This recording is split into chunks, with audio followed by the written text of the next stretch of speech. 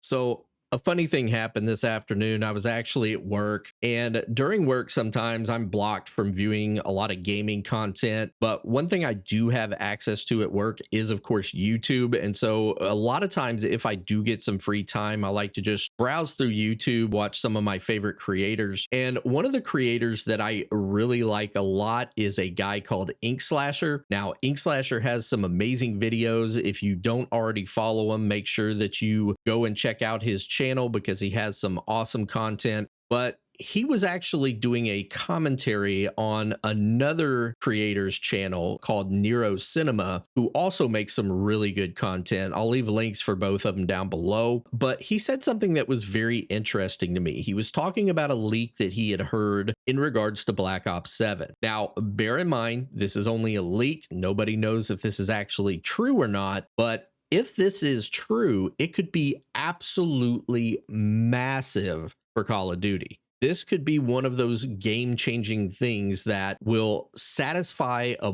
big part of the community on one of the big topics that they have griped and complained about for many, many years. So real quickly, I'm just going to show you guys this clip. I'm going to show you what he said, and then we're going to talk about it afterwards. Theme and the tone of the game. He is right about for this. not buying it here, guys. Like, they act like they really care, but really it's all because of Battlefield and how bad those pre-order numbers are. If you did not pre-order Black Ops 7, you did a damn good job because you're a part of the reason why this is happening in the... By the way, there's a rumor right now that the next one of these blog posts is going to state that there will be no disbanding lobbies in Black Ops 7. That's a leak. Take that with a grain of salt, huge grain of salt, but...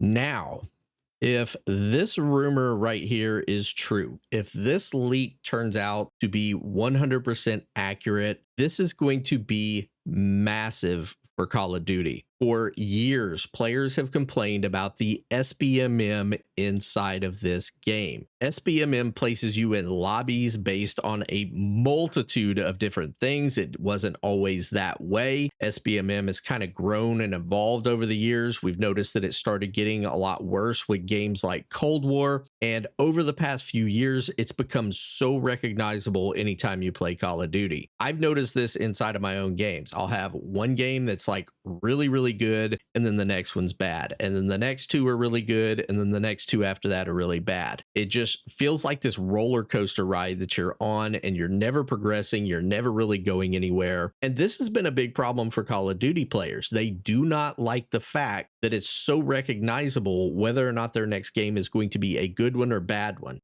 You know, when I play other games like Valorant has SBMM in it, but there's some nights where I just win every single game the entire night. There's other nights where I lose every single game. There's also a lot of nights in between it though too, where I might win 3 and lose 1, or maybe I win 2 and lose 2. There's no recognizable pattern to it whatsoever. I can't really guess whether or not I'm going to have a good night or a bad night based on my previous games like I can inside of Call of Duty. So obviously this is a very big deal, because if you can stay in the same lobby, if you find a group of people that you're very evenly matched with and you want to continue to keep playing with them, this overwrites SBMM. SBMM can't control what lobbies you're getting into.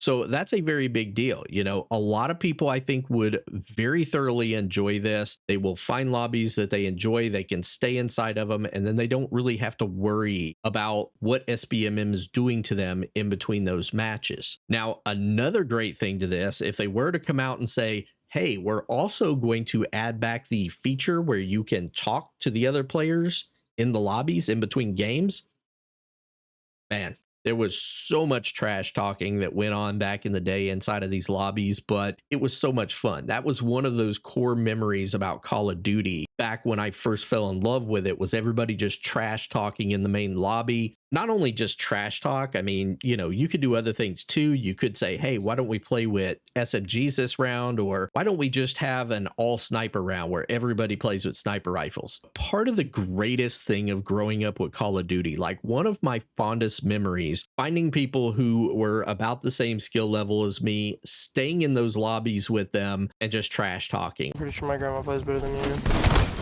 A lot of the people that I game with, I met them through these lobbies like this. So to me, this would be an absolutely huge deal for Call of Duty if they actually go through with this. It would help out with the SBMM argument a little bit. Obviously, it would not completely do away with SBMM, but what it would do is it would allow you to sort of negate it for short periods of time, which would be better than just not being able to do anything about it at all. If they were to add this back to the game, I think it would be absolutely massive. And I do think that it would bring back a lot of players who may have separated from the game due to SBMM.